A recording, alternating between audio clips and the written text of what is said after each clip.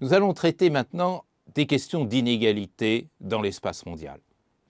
En fait, c'est la question la plus importante. Vous savez que l'esprit de secours est de considérer que la crise sociale qui caractérise le système international est telle qu'elle vient aujourd'hui gouverner tous les grands enjeux politiques, diplomatiques, stratégiques, qui se trouvent couverts par ces questions liées à l'inégalité sociale, avec d'ailleurs une question que personne ne se pose jamais, mais qui est essentielle, à savoir, est-ce que le système mondial tel qu'il s'est constitué avec la mondialisation peut supporter le poids d'inégalités si fortes? À l'échelle des nations, ce serait pratiquement impossible. Comment, dès lors, peut-on imaginer cette inégalité possible à l'échelle de l'humanité tout entière? C'est l'enjeu du sujet, c'est dire qu'il est important, et pourtant, il n'est pratiquement pas traité. C'est un des grands paradoxe de notre discipline que de laisser de côté ces questions. Et lorsqu'on s'en saisit, en fait, on botte en touche. C'est bien là le problème essentiel que nous allons examiner ensemble. C'est un peu comme lorsqu'à la fin du XIXe siècle, on parlait de l'inégalité au sein des nations. À ce moment-là, tous les arguments étaient bons, les inégalités sont naturelles, les inégalités sont passagères, les inégalités vont s'estomper avec la modernisation. Donc, confiance.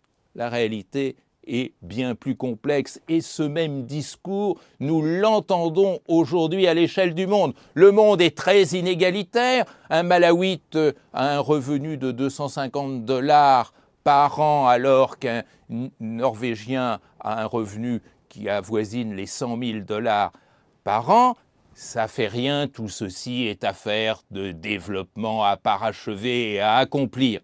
Ce que je voudrais vous montrer dans ce cours, c'est qu'en fait, derrière ces inégalités, il y a quantité de facteurs que l'on ignore trop vite et une sorte d'ignorance naïve de la part des dirigeants qui ne se préoccupent jamais de ces questions. Est-ce que vous entendez des chefs d'État des pays riches inscrire dans leur programme électoral ou dans leur rhétorique officielle des références à l'insécurité alimentaire ou l'insécurité sanitaire du monde? Est-ce que vous avez vu en novembre 2009, lorsque s'est tenu le sommet de la FAO à Rome, des chefs d'État des pays riches venir pour en débattre? Non, ceci est laissé aux technocrates, ceci est laissé aux exécutants. Alors, ça ne veut pas dire que rien ne se fait. Il y a eu, suite à la décolonisation, de grandes institutions qui ont été créées, la CNUSED, la Conférence des Nations Unies sur le commerce et le développement, puis l'année suivante, en 1965, le PNUD, le Programme des Nations Unies pour le développement, qui a inventé ce grand concept d'IDH, indicateur de développement humain, en 1990, combinant les capacités économiques des sociétés, les espérances de vie et le niveau d'éducation. Il y a eu ce fameux rapport du PNUD en 1994 sur la nécessaire consolidation de la sécurité humaine. Mais, en fait, le discours dominant tenu sur le Sud par le Nord, c'est l'exotisme, c'est les plages de sable blanc, c'est rarement la réalité sociale qui pourtant est à la base des conflits qui ensanglantent l'Afrique, le Moyen-Orient, l'Asie du Sud. Alors, parler de l'inégalité n'est pas chose extrêmement facile. Inégalité de qui et de quoi? Évidemment, ce qui vient tout de suite à l'esprit, c'est l'inégalité des richesses, le fait que, par exemple, 84% des richesses du monde sont détenues par 8% de la population mondiale. Mieux encore, on sait, depuis que Oxfam a publié son fameux rapport, que 1% des habitants de la planète détiennent 50% de ces richesses. On sait que cette inégalité se traduit par exemple par le fait que le Nord, les pays développés du Nord représentent 16% de la population mondiale, mais 70% de ces richesses. L'autre aspect des inégalités, c'est que ces inégalités sont mouvantes, elles ne sont pas figées, bien entendu. Il faut en avoir une vision dynamique, historique presque, je dirais. À savoir que ces inégalités vont croissantes. Certes, il y a de moins en moins de pauvres, ou plutôt les pauvres sont de moins en moins pauvres, ce qui est une bonne nouvelle. Mais comme les riches sont encore beaucoup plus riches, le fossé qui sépare dans le monde les riches des pauvres ne cesse de s'accroître. Si vous prenez par exemple les pauvres, c'est-à-dire ceux qui touchent moins de 1,25 $ par jour, ils étaient près de 2 milliards en 1980, ils ne sont plus qu'1 milliard, divisé par 2 aujourd'hui. Inégalité aussi des ressources. Notre planète est ainsi faite que vous avez des pays dont le sous-sol est extraordinairement riche et d'autres qui ne peuvent en rien bénéficier des richesses de leur sous-sol parce que celui-ci n'est pas très productif, ni sur le plan agricole, ni sur le plan des minerais. Si bien que cela crée, dans le sud, des îlots de richesse, je pense aux pays producteurs de pétrole, et que cela crée aussi de la part des pays riches des instincts de pillage dans les pays riches de sous-sol au sud, mais dont l'État est trop faible pour pouvoir en bénéficier de manière positive ou en faire bénéficier leur population. Pensez au pillage du diamant pendant la guerre en Sierra Leone ou le pillage systématique de la République démocratique du Congo, dont le sous-sol est un des plus riches au monde.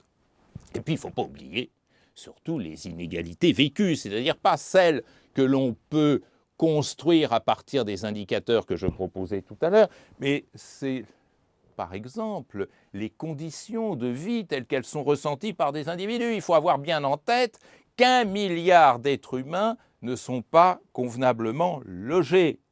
Il faut avoir en tête que les espérances de vie varient énormément d'un pays à l'autre. En Sierra Leone, l'espérance de vie est de 48 ans, au Japon de 84. Vous voyez la différence. Et à l'intérieur même des pays riches, vous avez des inégalités qui se creusent. Un exemple célèbre, si vous prenez le métro à Londres des quartiers ouest vers les quartiers est, chaque station que vous passez se caractérise par une espérance de vie inférieure d'1 an. Inégalité des minorités. Sachez que dans notre monde actuel, 1 milliard d'individus se considèrent comme minoritaires, exclus, alors qu'au contraire, les autres utilisent leur position majoritaire pour bénéficier du maximum d'avantages et de droits. Et que dire enfin de l'inégalité sexuelle, c'est-à-dire le fait qu'une femme a beaucoup moins de chances d'obtenir un revenu décent qu'un homme, qu'une femme a beaucoup moins de chances d'obtenir un emploi qu'un homme, qu'une femme a beaucoup moins de chances d'accéder au diplôme de l'enseignement supérieur qu'un homme. Ce qui crée donc non seulement une inégalité objective dans la planète, mais une inégalité subjective, c'est-à-dire le sentiment d'exclusion. Le sentiment d'exclusion, eh bien, c'est précisément ce qui est la matrice de toutes les violences contemporaines. Alors, essayons de voir maintenant ce qui est peut-être le cœur de ces inégalités, l'inégalité en matière alimentaire. Cette question de l'insécurité alimentaire est apparue dans les années 70, années de grands bouleversements, de grands changements sur le plan de la planète, à tel point que la FAO en 1974 a créé son fameux Conseil de sécurité alimentaire pour tenter de remédier à ces inégalités très grandes. C'est le grand problème de ces 800 millions d'individus en situation de malnutrition. 800 millions qui étaient arrivés presque au milliard en 2009 et avec lesquels la planète croit que l'on peut ainsi prolonger l'ambiguïté et les inégalités. La communauté internationale a un peu réagi en 1996 avec un programme ambitieux, diviser par 2 le nombre des mal-nourris. S'ils étaient 800 millions en 1996, lorsque s'est tenu le fameux sommet, ils sont toujours 800 millions aujourd'hui. Certes, la population mondiale a augmenté, mais le nombre d'individus victimes de malnutrition est resté stable. En 2000, le grand sommet des objectifs mondiaux de développement, les OMD, avait été plus prudent, avait dit « mais on va essayer en tous les cas de diviser par 2, non pas le nombre, mais le pourcentage des individus atteints de malnutrition. » Et là, comme l'objectif était plus modeste, on a pu, dans un grand nombre, une soixantaine de pays, réaliser cet objectif. Derrière cette question de l'insécurité alimentaire, il y a d'abord un effet de compétition. C'est parce que le Nord mange trop et trop bien que le Sud mange moins bien. C'est parce que le Nord s'empare de plus en plus des terres du Sud pour nourrir les populations du Nord que les pays du Sud ont de plus en plus de difficultés de créer une agriculture nationale. C'est aussi lié à des questions écologiques. Sachez par exemple que la désertification en Afrique avance de 10 cm toutes les heures, ce qui a pour effet de réduire les surfaces cultivables.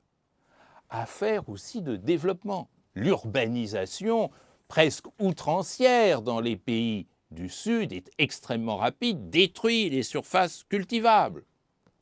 Logique politique également, malgouvernance, guerre, incapacité des organisations internationales de se pencher sérieusement, et notamment les Nations Unies, sur les questions de faim dans le monde. Et surtout, logique spéculative. Pensez que pour les plus pauvres, le budget alimentaire représente 90% du budget des familles. C'est dire que lorsque les prix montent, eh bien, les familles pauvres n'ont pas d'autre choix que de réduire leur consommation. C'est ce qui s'est produit, par exemple, en 2007, lorsqu'en 2 semaines, le prix du riz a augmenté de 20%. Et, me direz-vous, si ces prix se mettent à baisser, eh bien, à ce moment-là, les principales victimes, ce sont les petits agriculteurs du Sud qui ne s'en sortent plus.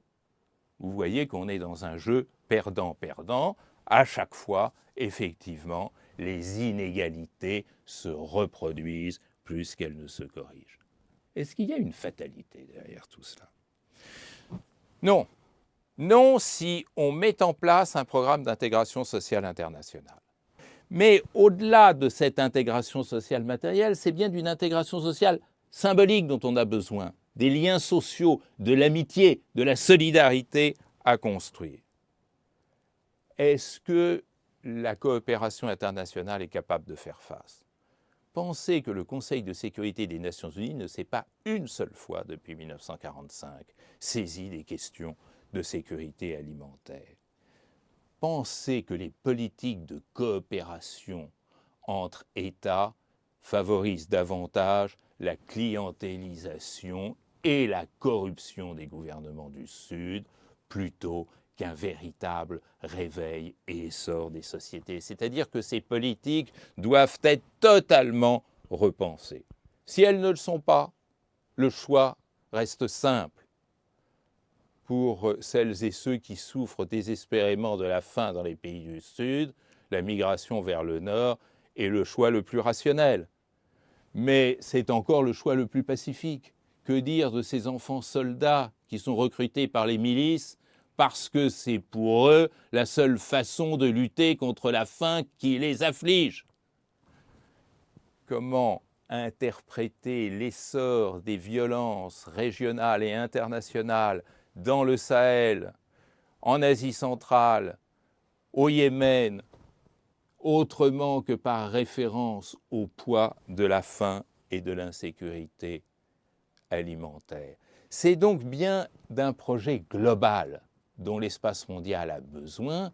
Il faudrait pour cela qu'il soit inscrit sur l'agenda international, et ça, personne véritablement ne s'y intéresse, préférant les manœuvres militaires à une réflexion approfondie sur ces questions fondamentales.